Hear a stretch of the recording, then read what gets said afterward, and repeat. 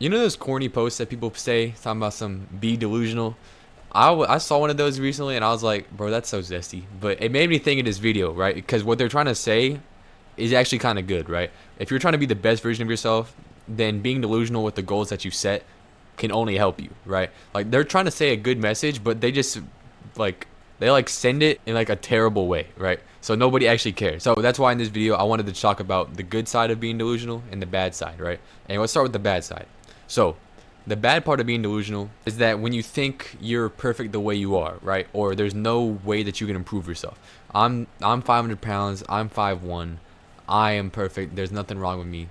I'm gonna stay how I am. I'm not gonna change anything. That's when delusion is bad, right? That's when you're like, okay, you gotta kind of chill out with that. And that's the bad side of being delusional. That's the bad part, like where it can be called negative to be delusional. But the good part of being delusional, the part that I want you to be, is when you're setting your goals so high that somebody else looks at you doing that and be like, you can't do that, you suck, right? When they're thinking, who do you think you are? When somebody asks you that question about the goal that you have, then that probably means you're on the right track, because that's a good type of delusion. That's a self-improving delusion. That's like, okay, I don't know if I can reach this or not. This is a crazy goal for anybody, especially me, but I'm gonna set it regardless. And that's good because it pushes you to be the best version of yourself, to work as hard as possible, because if you set a massive goal, you're gonna have to work really hard to get there.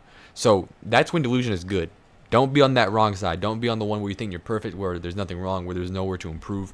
Be on the side of delusion where you are setting your goals so high that people call you crazy. It just sucks that there's a lot of like self-improvement channels, like motivational channels, that are just like awkward. Like they're trying to say a good message, they're trying to help others, but the way they do it is just so zesty that nobody listens.